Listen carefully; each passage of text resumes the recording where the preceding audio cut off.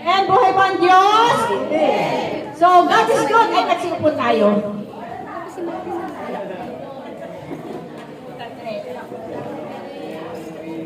So, God is good. All the time, the will of the Father. Yes, I will. Set my spirit free. Yahweh Shaddai. Praise the Lord. Now and forever. Praise the Lord. Maraming palakpak. Praise Yahweh. Praise Yahweh. Hallelujah. Praise Yahweh. Sabi nga, pumalakpak daw tayo ng pumalakpak para marami tayong grasyang tatanggapin. Amen? So, malakas sa palakpak sa ating Panginoon. Ang aking pong ipapanayam ngayon ay ang basic Mariology. Ito po yung maitim pag-aaral tungkol kay Maria na ina ng ating Panginoong Jesus. Amen? So, mga kapatid, kilala niyo ba si Maria na ina ng ating Panginoon? Ano po? Kilala niyo ba? Sino po ba si Maria na ina ng ating Panginoon? Amen, no? Alam ng ating kapatid. Si Mama Mary, amen? Si Maria ang ina ni Jesus, amen? Sapagkat ayon po sa banal na kasulatan, ito po yung matatagpuan sa Ebanghelyo ni Lucas na ang ating Amang Yahweh ay nagsugo ng isang anghel upang kausapin ang isang dalaga. Ang pangalan ng dalaga ay si Maria. Amen? Si Maria ay nakatakdang ikasal kay Jose. Ngunit lumapit ang anghel sa kanya.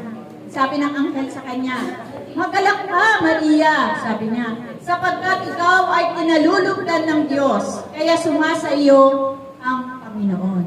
No? Naguluhan si Maria, mga kapatid. Iniisip niyang mabuti kung ano ang ibig, kung ano ang kahulugan nung sinabi ng anghel sa kanya. Kaya ang sabi ng anghel sa kanya, "Huwag kang matakot, Maria, sapagkat ikaw ay kalugod-lugod sa Diyos," sabi ng anghel. No? "Makinig ka," sabi ng anghel sa kanya.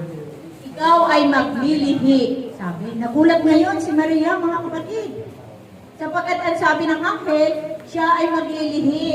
Eh si Maria ay nakatakda pa lang siyang ikasal kay Jose. Si Maria ay 14 years old pa lang siya. Ngunit sinabi ng anghel sa kanya na siya ay maglilihi. Amen? So, siyempre kahit na sino, no, maguguluhan, no? Kasi nga, nakatakda ka pa lang ikasal. Virgin pa eh. No? Kaya nga naguluhan si Maria, no? Na yung sinabi ng anghel, no? Pero mga kapatid, tandaan natin, no? Walang imposible sa Diyos. Amen? Lahat ay mapangyayari ng Diyos. Amen? Walang imposible sa Kanya. Amen? Ang hindi kayang gawin ng tao ay kayang-kayang gawin ng Diyos. Amen? Lahat ng bagay ay mapangyayari ng Diyos. Amen? Malakas sa palakpak sa ating Panginoon. Kaya nga si Maria ay, ang sabi ni Maria, paano mangyayari yun? Ako'y isang dalaga. Amen? No? Pero walang imposible sa ating Panginoon. Amen? Kaya't ang sabi ng anghel sa kanya, sapagkat bababa sa iyo ang Espiritu Santo at mapapasailalim ka sa kapangyarihan ng kataas-taasang Diyos. Amen? Kaya ikaw ay maglilihi at manganganak ng isang sanggol na lalaki at tatawagin mo siyang Emmanuel. No? Na ang ibig sabihin ng Emmanuel ay ang ating Panginoong Jesus. Amen? Malakas sa palakpak sa ating Panginoon. Sapagkat, sabi niya, sapagkat ang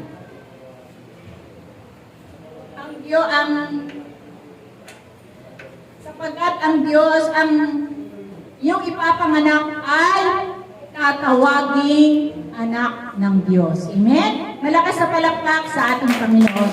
At ang sagot ni Maria, mga kapatid, ang sagot ni Maria, ako'y alipin ng Panginoon, mangyari nawa ang iyong sinabi. Amen? Tumugon ang ating mahal na Inang Maria sapagkat tunay na walang imposible sa Diyos. Amen? Kaya ang sabi niya, ako'y alipin ng Panginoon, mangyari nawa ang iyong sinabi. Amen? Kaya noon ay umalis ang anghel. Amen? Malakas sa palakpak sa ating Panginoon. Praise Yahweh, praise. Yan, no? So, kailan naman pinanganak ang ating Birheng Maria? Sino pa nakakalam dito kung kailan ipinanganak? Ikaw, sis.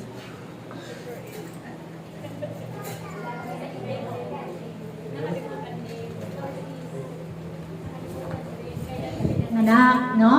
Kailan ipinanganak ang ating mahal na Birheng Maria, no? Tandaan natin doon, no?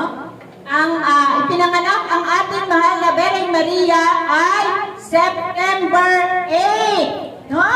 Kaya nga yung September 8 ay ipinagdiriwang ng simbahang Katoliko yung kaarawan ng ating mahal na Inang Maria, di ba? September 8, no? Ipinagdiriwang ng simbahang Katoliko. Amen? Kaya nga kapag tinanong sa inyo kung kailan ipinanganak ang ating mahal na Inang Maria, September 8. Amen? Malakas sa palakpak sa ating Panginoon. So, saan naman siya ipinanganak? Amen? Siyempre, kapag may kapanganakan siya, meron din lugar kung kailan siya ipinanganak. Amen? So, sino po nakakaalam? Ha? Iba po?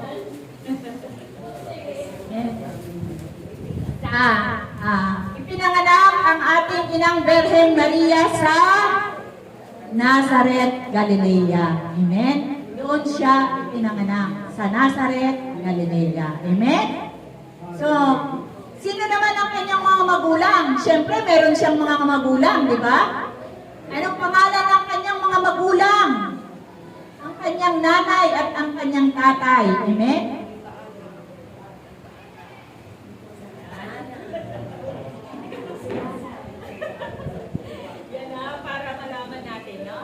Ang pangalan ng kanyang mga magulang, ang kanyang nanay ay si Santa Ana, no? At ang kanyang tatay, ang pangalan ng kanyang tatay ay si San Joaquin, no? Kaya tandaan natin mga kapatid na kapag tinanong kung sino ang mga magulang ni Maria, si Santa Ana at saka si San Joaquin. Amen? So ano naman ang trabaho ng kanyang mga magulang? Yan.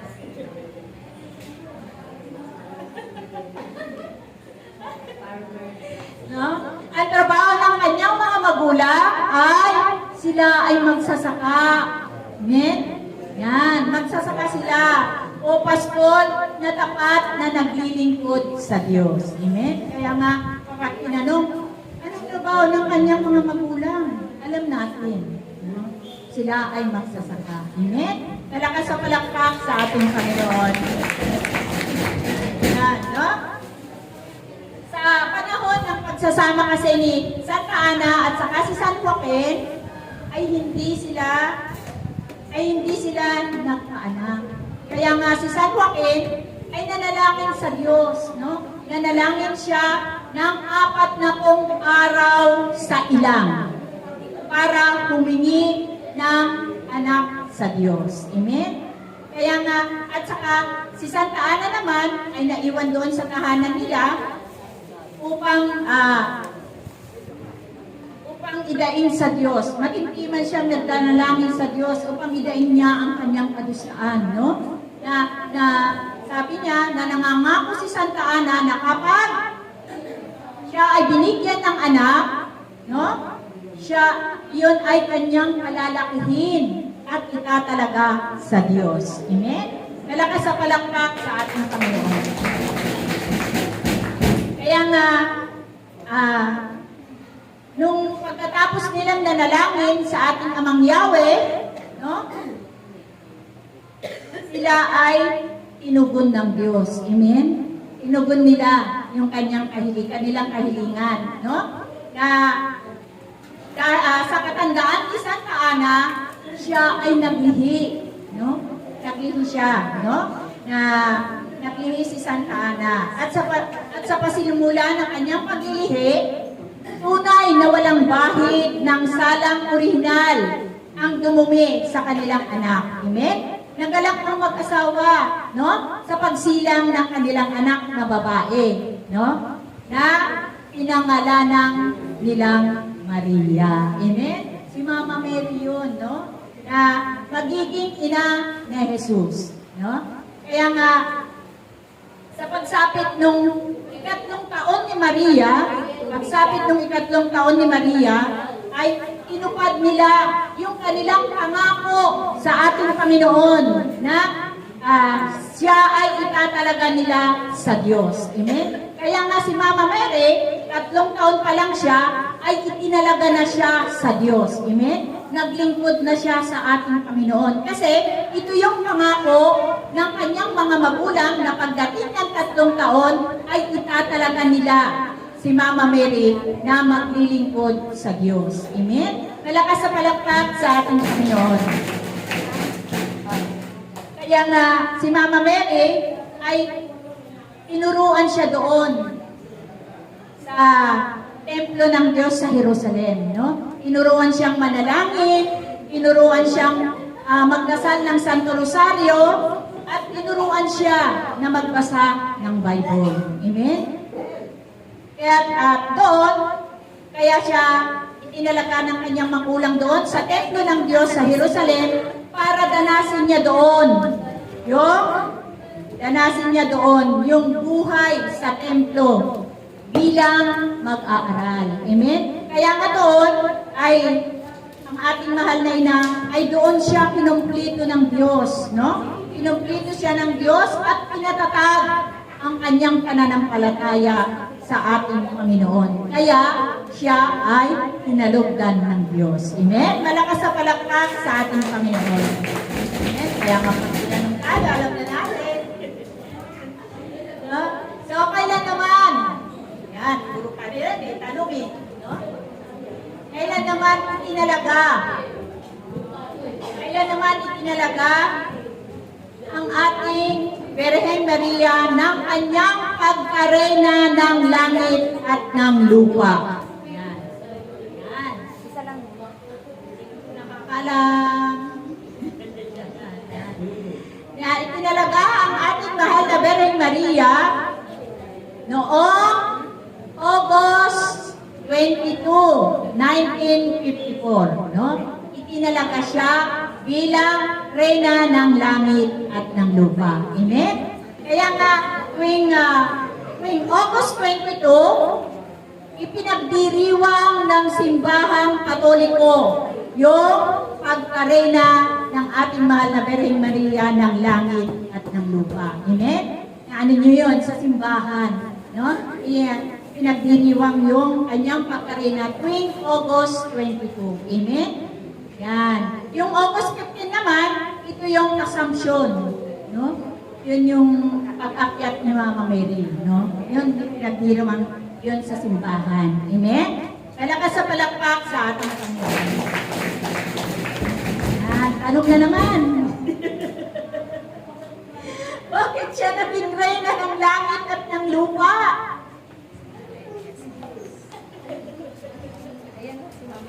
Bakit siya naging reyna ng langit at ng lupa? Yan, no? Sapagkat siya ay ina ni Jesus at si Jesus ay hari. Amen?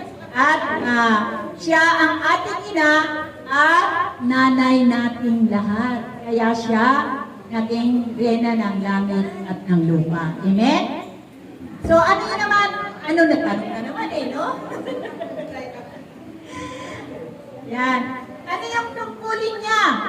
Bilang reyna ng langit at ng lupa. Yan. Ano ba yung tungkulin ng ating mahal na Inang Maria? Bilang reyna ng langit at ng lupa. Ang tungkulin ni Mama Mary bilang reyna ng langit at ng lupa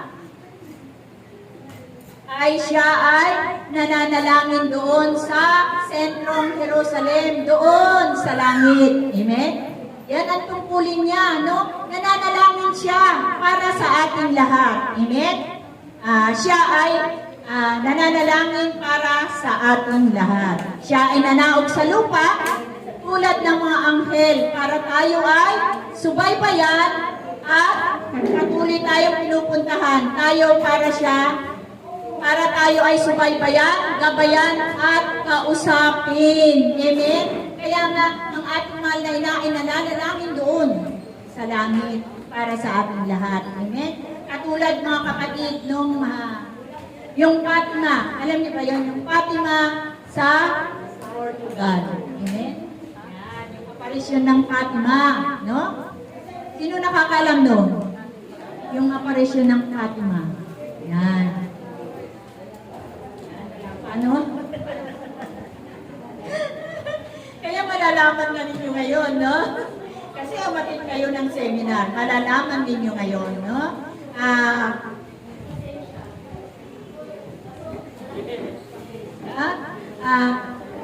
Yung aparisyon doon sa Fatima, Portugal, no? Ito ang unang aparisyon ng mahal na Birhen ng Fatima na aprobado ng mga obispo sa buong mundo. No? Aprobado ito ng mga obispo. Amen? Ito ay naganap noong May 13, 1970. No? Yan, walang tayo nun. May 13, 1917. Napakita ang ating mahal na Birhen Maria doon sa tatlong bata na sina Lucia dos Santos at ang kanyang mga pinsan na magkapatid na sina Jacinta at Francisco Marco, no? Yung tatlong bata, habang sila ay nagpapastol doon sa lugar na tinatawag na Cova de Heredia. Nagpapastol sila ng kanilang mga tupa, no? Doon sa lugar na Cova de Heredia. Habang ang mga bata ay naglalaro, ay meron silang nakita, no? Na parang kumikinang, na parang kidlat. Alam niyo ba yung kidlat, di ba? Yung kumikislap, di ba? Yan. Nakita nila yung kumikislap na parang kidlat. At nakita nila doon si Mama Mary, no? Yung Birhen ng Fatima. Nakita nila doon sa maliit na puno na tinatawag na oak tree, no? Doon sa maliit na puno, nandoon ang ating mahal na Birhen ng Fatima doon sa ibabaw ng puno, no? At ang sabi ni Lucia, ang Birhen ng Fatima daw ay nagniningning, no? Na mas maliwanag pa sa araw. Amen? Yung araw, di ba? Hindi mo yan, yung araw, di ba? Hindi mo anina, ay parang nasisilaw yung araw. Ganon kaliwanag ang ating mahal na Birhen ng Fatima, no? Puting-puti ang kanyang damit, parang ganyan, puting-puti ang kanyang damit, no? Na mahaba ang kanyang belo, na nakasukbit ang Santo Rosario doon sa kanang kamay ng ating mahal na Birhen ng Fatima. Amen? Sa kanang kamay. At nakadaupang palad yung kanyang kamay. Katulad nga ng ating mahal na Fatima. Ganyan siya, nakadaupang palad ang kanyang kamay. At siya ay napakagandang babae. Amen? At ang sabi ni Mama Mary doon sa tatlong bata, hiniling niya sa kanila, no? Na tuwing ika-13 ng kada buwan, ganun din na araw, tuwing 13 ng kada buwan, mula May, June, July, August, September, October, no? Ang sabi ni Mama Mary na bumalik sila doon, tuwing ika-13 ng kada araw na yon, no? Kaya nga nung ika-anim na buwan, noong October 13, sila ay bumalik doon ulit yung tatlong bata. No? At doon lang nagpakilala ang ating mahal na Berheng Fatima. Doon lang siya nagpakilala sa mga bata na siya ang banal na mahal na Berhen ng Rosario. Na nagpakilala siya na siya ang Holy Rosary. Amen? Kasi doon ay merong nagaganap na digmaan doon sa Fatima, Portugal. No? Kaya nga, ang sabi ni Mama Mary sa tatlong bata, na sila ay manalangin araw-araw ng Santo Rosario para magkaroon ng kapayapaan yung kanilang lugar at para matapos yung unang digmaang nagaganap doon. Kaya nga, sinabihan sila na sila ay magdadasal araw-araw ng Santo Rosario. Amen? Malakas sa palakpak sa ating Panginoon. Kaya nga, tuwing October 13, yan na naman, tuwing October 13 ay ipinagdiriwang ng simbahang Katoliko yung Berhen ng Fatima, no? Yan, ipinagdiriwang doon ipinagdiriwang ng simbahang Katoliko yung Berhen ng Fatima na tuwing October 13, no? Kaya mga kapatid, itong aparisyon ng Fatima noong 1930 ay inaprubahan ng mga obispo na ito ay tunay at authentic na aparisyon, no? Kaya ang lahat ng mga pare, lahat ng mga naniniwala sila dito sa aparisyon ng Berhen ng Fatima. Amen? Sapagkat ito ang tunay at authentic na aparisyon. Kaya nga, pag tinanong ninyo ang pare, alam niya na tunay na ito ay aparisyon ng Berhen ng Fatima. Amen? Nalakas sa palakpak sa ating Panginoon. Mga kapatid, sino po ba dito yung nagdarasal ng Santo Rosario?